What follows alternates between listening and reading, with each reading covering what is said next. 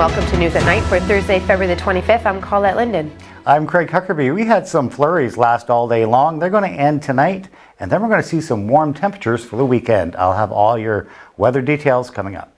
Ontario is reporting 1,138 new coronavirus cases on Thursday, bringing the provincial total to 297,311. Thursday's case count is higher than Wednesday's, which saw 1,054 new infections. On Tuesday, we only had 975 new cases and 1,058 on Monday. According to Thursday's provincial report, 339 cases were recorded in Toronto, 204 in Peel Region, 106 in York, 64 in Ottawa, and 56 in the Waterloo region. All other local public health units reported fewer than 50 new cases in the provincial report, and locally, the Algoma region currently has 3 active cases with 2 patients hospitalized. Sioux Fire Services were on scene of a structure fire in the 0 to 100 block of Grace Street. The public was being asked to avoid the area and use alternate routes if available, while the fire crews worked to extinguish the blaze. Sioux Online will provide further information as it is made available. Closed meetings in the city go back a long way, and for many, the reasons the doors are closed are not so much necessary as by choice. According to the Ontario Ombudsman contained in the Municipal Act of 2001, there are 14 reasons a meeting could be closed to the public. Most municipalities use these exceptions to close meetings wherever they can. However, the only 2 reasons a City Council meeting must be closed to public are requests under the Municipal Freedom of Information and Protection of Privacy Act and an ongoing investigation by the Ontario Ombudsman or the municipality's closed meeting investigator. With this information in mind, the Hudson Street purchase could have been done out in the open. City Solicitor Karen Fields said that discussions are held behind closed doors when property issues are first discussed as a way to provide council time to make a decision and provide instruction. Citizens in this city have asked for transparency for a very long time, and some of our current city council members ran on the platform of becoming more transparent. The Agenda Review Committee could accomplish this by simply, instead of going to close for everything they can, using the power judiciously and only going when the Municipal Act requires it. Nominations for the 2021 Sault Ste. Marie Walk of Fame Award are now being accepted by the Walk of Fame Selection Committee. The Walk of Fame Award recognizes individuals who have achieved provincial, national, or international excellence in a competitive athletic endeavor or cultural, academic, or humanitarian field. Nominees must have been born in the Sioux or lived in the city or surrounding area during their lifetime. Nomination forms are available online at saultstemarie.ca/Walk of Fame. Completed nomination forms and supporting documents can be mailed to the city clerk or dropped off at the Civic Center. The deadline for nominations is March the 31st. This is a joint project of the City of Sault Ste. Marie and the Downtown Association. A new study will look at rapid COVID-19 tests at Toronto's Pearson Airport. The Greater Toronto Airport Authority says the research will allow for wide-scale workplace testing. The test should be available to all airport employees starting March the 1st, as well as to eligible departing travelers willing to volunteer. The study will also compare 2 types of tests, an antigen testing and rapid polymer chain reaction test, or PCRs. The federal government requires PCR tests that look for the virus's genetic material. Antigen tests look for specific proteins from the virus. The airport authority says the study will consider how to implement rapid PCR tests in an airport setting, and Ottawa is paying for the study. Police say several people have refused to comply with new COVID-19 restrictions after arriving at Pearson International Airport. Peel Regional Police say most cases were resolved after conversations with officers, but that some people still refused to comply and were fined. The Quarantine Act says anyone arriving in Canada must stay in an isolation hotel for 3 nights. They may only leave after a negative COVID-19 test, but are expected to self-isolate for a total of 14 days. Staying in a government-approved isolation hotel costs $2,000 per night. Police say they will not detain anyone for violating the Quarantine Act absent aggravating circumstances, such as an offence under the Criminal Code. Ontario has announced new details of its vaccine rollout for residents aged 60 and older. The 3rd week of March, vaccinations will begin for those 80 and older. Vaccinations for those residents aged 60 to 75 will begin to roll out between April and July of 2021. Essential workers could receive shots in May if supply allows, but the government is still deciding who will be in that group. High-risk groups, including healthcare workers who work directly with the public and Indigenous adults, will receive shots throughout.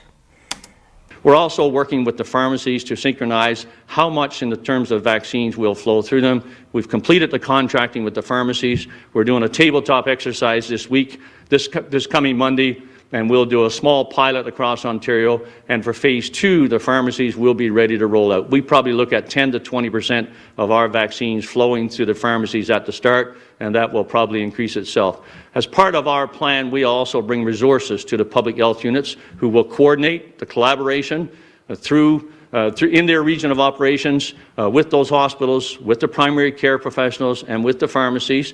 We're going to bring resources and have brought resources to them, money to pay for the extra costs that they have, money to pay for bringing people out of retirement and putting them back on the payroll to put needles into the arms, money for expenses that they incur in a whole variety of ways. Hi everyone. Well, we had a lot more flurry activity than we were planning, and it lasted a lot longer too. Those are going to come to an end this evening, and then we're going to see some warm temperatures come in for Friday and Saturday. I'll tell you all about that coming up.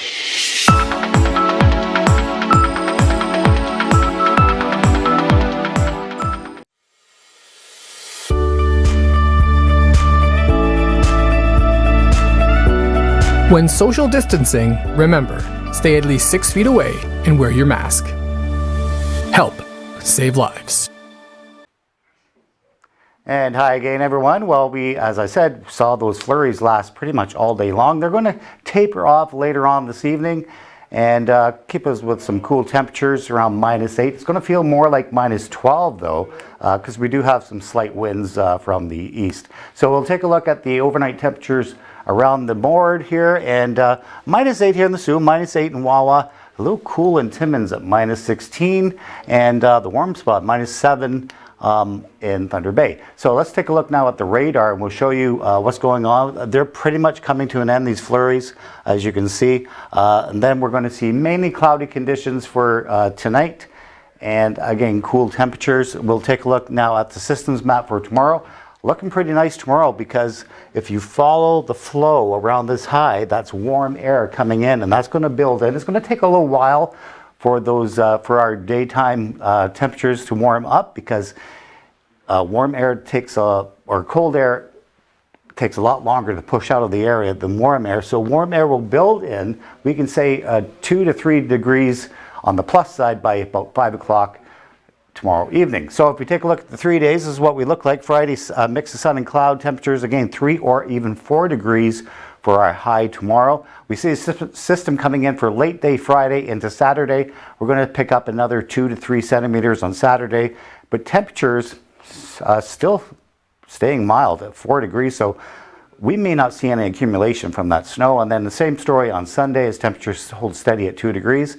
And as you can see, for the week coming up, we do cool off a little bit on Monday as high pressure builds in, but we see a lot of sun as well. And then we start seeing temperatures up and down. It's typical March pattern where you see up and down temperatures, and eventually the warm air does win out, at least by the end of the month.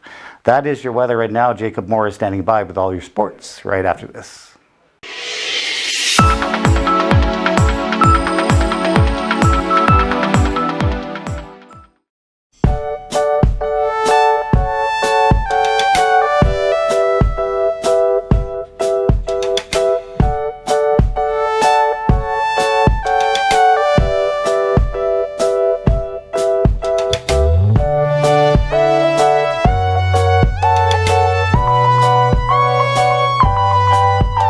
Drop by one of our 3 Sault Ste. Marie locations. You do life, we do taxes. Do your part to help stop the spread of COVID-19. Wash your hands for at least 20 seconds. Cough into your elbow, not into your hand or in the air. Avoid touching your face, eyes, and mouth. Keep your distance from people. Stay at least 6 feet away from others. If you're feeling sick, please just stay home. Do the 5 and keep others alive. Help stop the spread of COVID-19.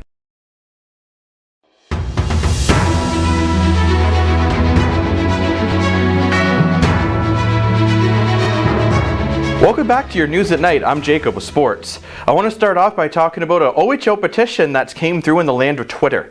So far, there's been approximately 146 players in the Ontario Hockey League who have signed a petition addressed to the Ontario Hockey League, Doug Ford, and Lisa McLeod saying they want to start playing hockey. Now, I'm not going to go too much further into this because we're still waiting for an quote from the OHL on this matter, but be sure to stay tuned with Sioux Online and on TV, and we'll give you updates on this. Moving on to some more leagues that are waiting to see if they can start playing. The Canadian Football League, also known as the CFL, released their schedule about a week and a half ago. We talked about it here at News at Night and on 705 Sports. They're still waiting to get full approval from the federal government and the provincial government. Now, when they tried to do it last year, it wasn't their COVID protocol that was their issue. The federal government actually praised the Canadian Football League for their outstanding protocol for COVID-19 to keep their players safe. Mind you, this was never approved, but it more than likely would have been approved. What helped the CFL last year was a loan that they needed from the government that the government said they just couldn't do. So here's hoping the CFL gets approval. The CFL is basically using the exact same model as the NHL is used here, so I think that also helps the CFL to see the NHL has been in Canada for the season and they haven't had a single COVID-19 issue. Now, moving off the CFL to the NHL is now at an all-time low of players on the COVID protocol list. They only have 8 players on the COVID-19 list at the moment, which is really good to see for the NHL as they have been having some problems all in the States. We haven't had any issues here in Canada with COVID, at least in the NHL. But this is great news for the NHL that they seem to be getting COVID under control. Now, continuing with the NHL, we heard yesterday that Claude Julien was fired as head coach for the Montreal Canadiens. Well, this is the first night that Montreal will be playing the game with their new coach, and there's been a lot of line changes. So Deneau and Gallagher are going back up to the top line. Tyler Toffoli is going back down to the third line of Corey Perry. And Ducharme is also saying he's going to be playing a lot more of Jeff Petrie.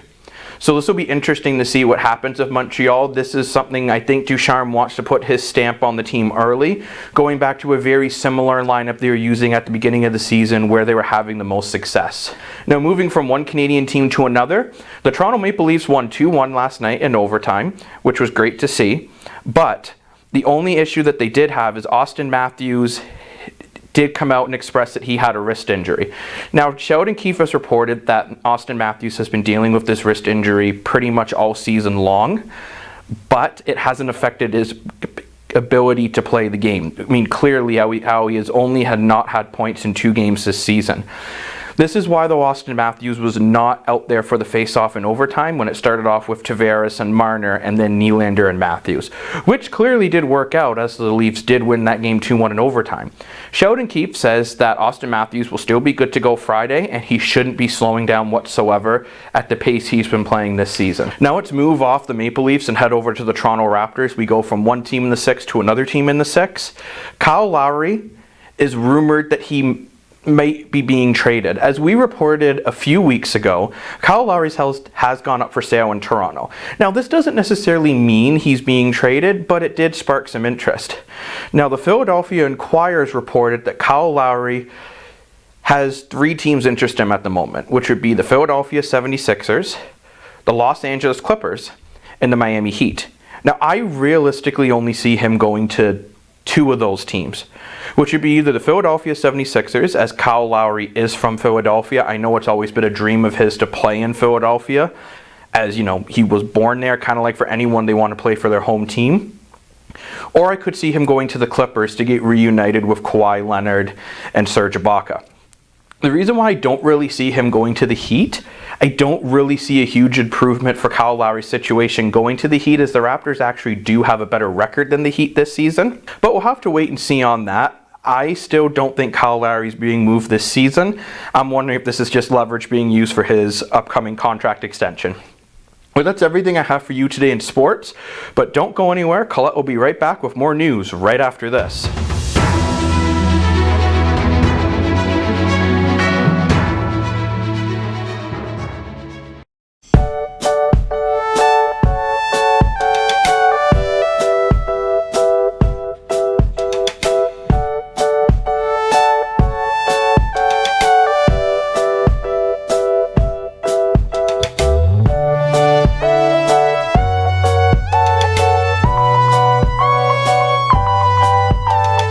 Stop by one of our 3 Sault Ste. Marie locations. You do life, we do taxes.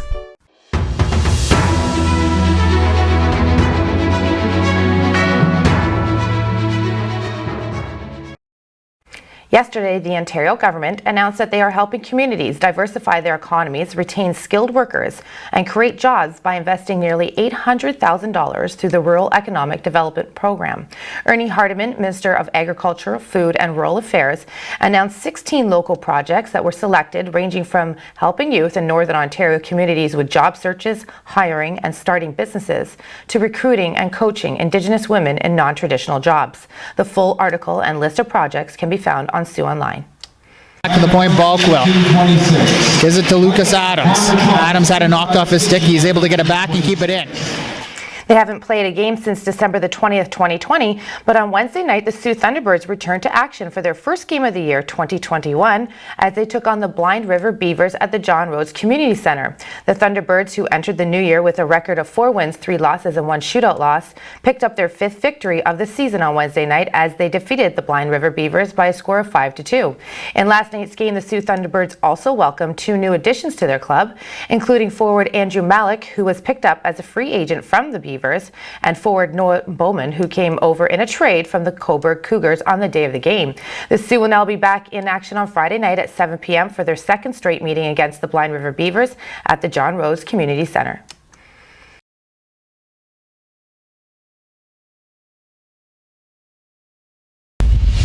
We recognize that if we want to increase the number of frontline healthcare workers in Ontario, we must be determined, we must be innovative and collaborative.